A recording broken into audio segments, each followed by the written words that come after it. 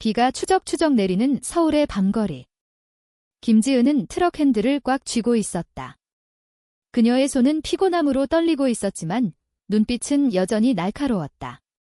28살의 지은은 화물 운송회사에서 일하는 평범한 여성이었다. 하지만 그녀의 삶은 평범하지 않았다. 어린 시절부터 남들과 다른 감정을 느껴왔고 그 때문에 가족과 사회의 시선에서 벗어나려 애썼다. 트럭 운전은 그녀에게 자유였다. 도로 위에서 바람을 가르며 달리는 그 순간 세상의 속박을 잊을 수 있었다. 갑자기 사이렌 소리가 울렸다. 후미등이 번쩍이는 경찰차가 그녀의 트럭을 따라왔다. 젠장, 왜 하필 오늘? 지은은 중얼거렸다. 그녀는 갓길에 트럭을 세웠다. 창문을 내리자 젊은 여경이 다가왔다. 비에 젖은 제복이 그녀의 단단한 체격을 드러냈다. 면허증과 차량 등록증 주세요. 여경의 목소리는 차분했지만 눈빛에 장난기가 스쳤다. 지은은 지갑에서 면허를 꺼내 건넸다. 여경이 그것을 확인하며 미소를 지었다. 이 트럭을 운전하기엔 너무 예쁘다. 그 말에 지은은 순간 얼어붙었다. 예쁘다. 그녀는 거울을 보지 않은 지 오래였다. 머리는 헝클어지고 작업복은 기름때로 얼룩져 있었다. 농담이시죠? 지은이 물었다. 여경은 웃으며 고개를 저었다. 진심이에요. 속도 위반이지만 경고로 끝낼게요. 조심하세요. 지은은 트럭을 다시 출발시켰다. 심장이 쿵쾅거렸다. 그 여경의 미소가 머릿속에 맴돌았다. 5분 후 그녀의 휴대폰이 울렸다. 발신자는 선미였다. 지은의 언니, 혜진. 지은아, 엄마가 또 혜진의 목소리는 떨리고 있었다. 지은은 브레이크를 밟았다. 그 순간 그녀의 삶이 바뀌기 시작했다. 과거의 상처가 되살아났다. 지은의 어린 시절은 부산의 작은 동네에서 시작됐다. 바다 냄새가 가득한 그곳에서 그녀는 소꿉친구 수연과 함께 자랐다. 수연은 지은의 첫사랑이었다. 고등학교 때 둘이 키스한 그 밤은 영원할 것 같았다. 하지만 수연의 가족이 서울로 이사가면서 모든 게 끝났다. 지은은 그 상실감을 트럭 운전으로 달랬다. 사회는 그녀 사람을 쉽게 받아들이지 않았다. 한국 사회의 보수적인 시선, 가족의 기대. 지은은 혼자서 버텨왔다. 그 여경의 이름은 박민지였다. 민지는 경찰서로 돌아와 지은의 면허 사진을 다시 봤다. 왜 이렇게 마음이 끌리지? 민지는 속으로 중얼거렸다. 그녀도 지은처럼 자신의 정체성을 숨겨왔다. 경찰이라는 직업은 더더욱 자유를 허락하지 않았다. 민지의 과거에는 비슷한 아픔이 있었다. 대학 시절 여자 선배와의 짧은 로맨스. 하지만 사회의 압박으로 끝나버렸다. 민지는 그 후로 감정을 묻어두고 살았다. 다음 날 지은은 다시 도로 위에 있었다.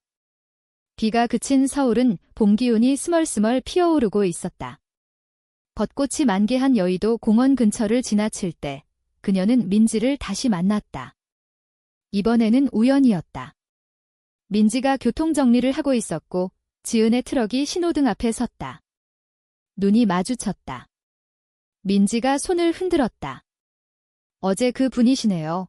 지은은 당황하며 고개를 끄덕였다.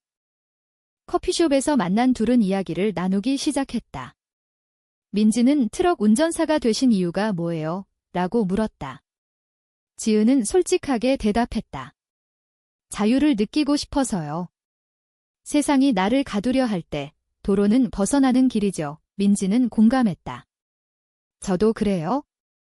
경찰 제복 뒤에 숨겨진 나 자신이 있어요. 그 대화는 점점 깊어졌다. 둘 다 비슷한 아픔을 공유하고 있었다. LGBT로서의 삶, 한국 사회의 편견. 하지만 이 만남은 단순한 우연이 아니었다. 지은의 언니 혜진은 민지의 동창이었다. 혜진은 지은의 성적 지향을 알고 있었고 그것을 가족 비밀로 지켜왔다. 혜진이 민지에게 연락했다. 우리 지은이 좀 봐줘. 요즘 힘들어해. 민지는 그 부탁을 받아들였다. 하지만 이건 시작에 불과했다. 지은과 민지의 감정은 점점 커져갔다. 봄바람처럼 부드럽게, 하지만 폭풍처럼 강렬하게. 지은은 집으로 돌아와 일기를 썼다. 오늘 만난 그 여경. 왜 이렇게 가슴이 아픈 거지? 수연을 떠올리게 해. 수연은 이제 결혼해 아이를 낳고 살고 있었다. 지은은 그 소식을 페이스북으로 알았다. 상처가 다시 도졌다. 민지와의 만남이 그 상처를 치유할 수 있을까? 지은은 모를 일이었다. 민지도 마찬가지였다. 지은 씨, 당신은 나의 거울 같아. 김민지는 혼자 중얼거렸다. 둘의 만남은 운명처럼 느껴졌다. 하지만 앞날에는 충돌이 기다리고 있었다. 민지의 상사는 그녀의 사생활을 의심하기 시작했다. 경찰이 그런 감정을 가져? 정신 차려. 그 말은 민지를 괴롭혔다. 봄이 깊어지던 서울. 지은과 민지는 자주 만났다. 처음에는 우연처럼, 나중에는 약속으로. 한강공원에서 산책하며 이야기를 나눴다.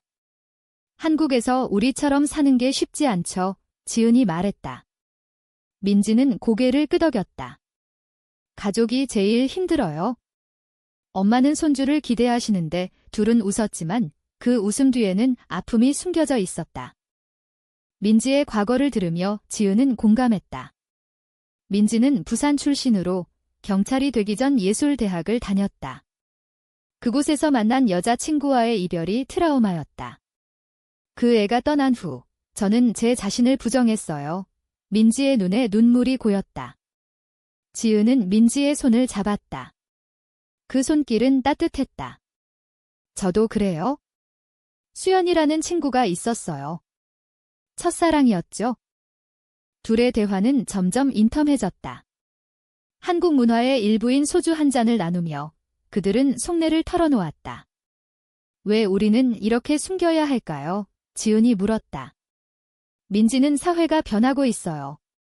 하지만 아직 멀었죠. 라고 답했다. 서울의 야경이 그들을 감쌌다. 네온사인이 반짝이는 가운데 둘은 가까워졌다. 하지만 아직 고백은 없었다. 감정은 천천히 싹트고 있었다. 한편 지은의 가족은 그녀를 압박했다. 언니 혜진이 말했다. 지은아, 소개팅 해볼래? 좋은 남자 있어. 지은은 거절했다. 언니, 나 안 해. 혜진은 한숨을 쉬었다. 엄마가 걱정하시잖아. 내가. 그럴 거라 생각 안 하시지만 혜진은 지은의 비밀을 알고 있었지만 가족에게 말하지 않았다. 그 비밀이 둘의 관계를 긴장시켰다. 민지도 비슷한 상황이었다. 경찰서 동료들이 그녀를 놀렸다. 민지야, 남자친구 없어? 소개해줄까? 민지는 웃으며 넘겼지만 속으로는 괴로웠다. 그녀는 지은을 생각했다. 지은 씨와 함께라면 이 모든 게 견딜 수 있을까? 어느 주말, 둘은 제주도로 여행을 갔다. 비행기에서 내려 바다를 보며 지은은 자유를 느꼈다. 여기서라면 우리 그냥 우리일 수 있어. 민지가 말했다. 제주의 검은 모래사장에서 산책하며 둘은 손을 잡았다. 그 순간 감정이 폭발했다. 지은 씨, 좋아해요. 민지의 고백에 지은은 눈물을 흘렸다. 나도요, 민지 씨. 하지만 이 행복은 오래가지 않았다. 제주에서 돌아온 후 민지의 상사가 그녀의 여행을 의심했다. 누구랑 갔어? 여자랑. 이상하네. 그 말은 민지를 불안하게 만들었다. 지은도 마찬가지였다. 수연의 소식을 다시 들었다. 수연이 이혼했다는 소문. 지은의 마음이 흔들렸다. 수연을 잊지 못했나? 충돌이 시작됐다. 지은과 민지는 첫 다툼을 했다. 왜 수연 이야기를 해? 나랑 있는 지금이 중요한데. 민지가 소리쳤다. 지은은 미안해했다. 미안, 그냥. 과거가 떠올라서. 하지만 이 다툼은 작은 씨앗이었다. 더 큰 폭풍이 다가오고 있었다. 혜진이 개입했다. 혜진은 민지에게 연락해 지은이를 행복하게 해줘라고 부탁했지만 동시에 가족에게 지은의 비밀을 털어놓을까 고민했다. 엄마가 아시면 어떻게 될까? 혜진의 갈등이 깊어졌다. 지은은 트럭을 몰며 생각에 잠겼다. 민지와의 사랑, 이게 진짜일까? 도로 위에서 그녀는 결심했다. 포기하지 말자. 하지만 운명은 잔인했다. 민지의 경찰서에서 스캔들이 터졌다. 누군가 민지의 사생활을 캐기 시작했다. 여름이 다가오던 서울. 지은과 민지의 관계는 깊어졌지만 외부 압력이 커졌다. 민지의 동료 하나가 그녀의 관계를 의심했다. 민지야, 요즘 이상해. 여자랑 자주 만나. 그 말에 민지는 부정했다. 친구야, 하지만 소문은 퍼졌다. 상사가 호출했다. 경찰 이미지에 누가 되지 마은의 사생활, 조심해. 민지는 지은에게 털어놓았다.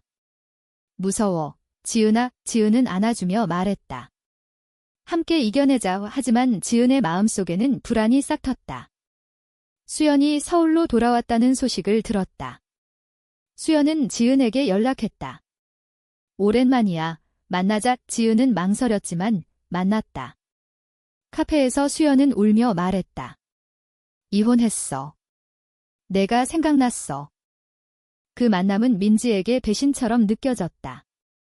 민지가 우연히 알게 됐다. 수연이랑 만났어. 왜? 다툼이 커졌다. 그냥 친구야. 지은이 소리쳤다. 하지만 민지는 상처받았다. 나한테 솔직하지 않았어. 이민지는 헤어지자고 말했다. 이게 우리에게 좋을 것 같아. 지은은 무너졌다.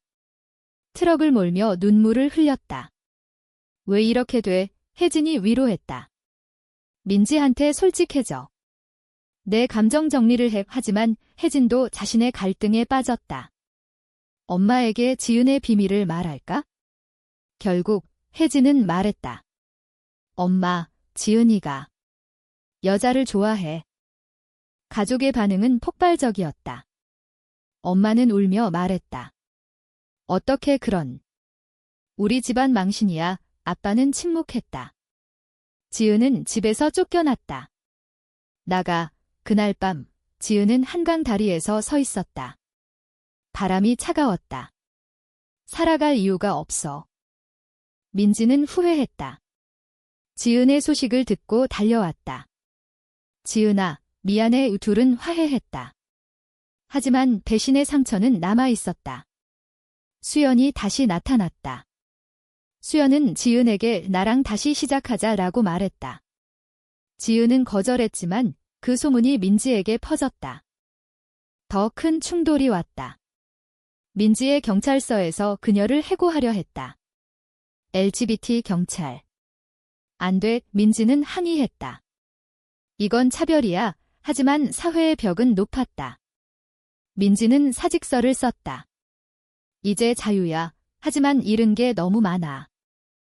지은은 민지를 찾아갔다. 함께 싸우자. 둘은 다시 가까워졌다. 하지만 수연의 개입이 모든 걸 망쳤다. 수연이 민지에게 지은은 나를 아직 사랑해라고 거짓말을 했다. 민지는 믿었다. 배신자, 민지가 소리쳤다. 가을 바람이 불던 서울. 지은은 혼자였다. 민지와의 이별 후 그녀는 트럭 운전을 그만뒀다. 카페에서 아르바이트를 했다. 이제 평범하게 살자. 하지만 마음은 아팠다. 수연의 거짓말이 모든 걸 파괴했다. 지은은 수연을 찾아갔다.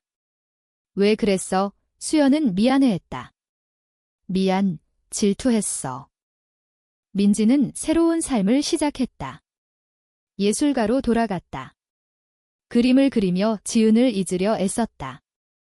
하지만 매일 밤 꿈에 지은이 나타났다. 왜 떠났지? 민지의 친구가 말했다. 한국 사회가 문제야? 차별이 너무 심해. 혜진은 후회했다. 가족에게 말한 게 실수였다. 엄마는 지은을 용서하려 했지만 쉽지 않았다. 지은아, 돌아와. 하지만 지은은 거절했다. 이제 나 혼자 살아. 고통의 절정에서 지은은 병원에 갔다. 우울증 진단. 치료받아야 해, 의사가 말했다. 지은은 약을 먹으며 버텼다. 민지도 마찬가지였다. 그녀는 LGBT 커뮤니티에 가입했다. 그곳에서 비슷한 사람들을 만났다. 너 혼자 아냐? 그 말에 위로받았다. 하지만 운명은 다시 둘을 연결했다. 인사동 거리에서 우연히 만났다. 민지 씨, 지은의 목소리가 떨렸다. 민지는 돌아섰다. 왜? 대화가 시작됐다. 수연의 거짓말이었어, 지은이 설명했다. 민지는 믿었다. 미안, 나도 잘못했어. 둘은 다시 시작하려 했다. 하지만 사회의 압박은 여전했다. 민지의 전 상사가 소문을 퍼뜨렸다. 그 여경, 동성애자야. 지은의 가족도 반대했다. 그만해, 지은아. 고통이 깊어졌다. 지은은 자살을 시도했다. 다행히 혜진이 발견했다. 병원에서 깨어난 지은은 민지를 봤다. 사라져서 고마워, 민지가 울었다. 겨울이 온 서울. 지은은 회복 중이었다. 민지와 함께 상담을 받았다. 우리 사랑은 잘못된 게 아니야, 상담사가 말했다. 둘은 한국의 LGBT 권리 운동에 참여했다. 시위에서 손을 잡고 외쳤다. 평등을 위해. 가족의 변화가 왔다. 혜진의 노력으로 엄마가 지은을 받아들였다. 미안해, 딸아. 내 행복이 중요해. 아빠도 조용히 지지했다. 민지는 새로운 직업을 찾았다. LGBT 상담소에서 일했다. 내 경험으로 도울게. 지은은 다시 트럭을 몰기 시작했다. 이제 자유롭게.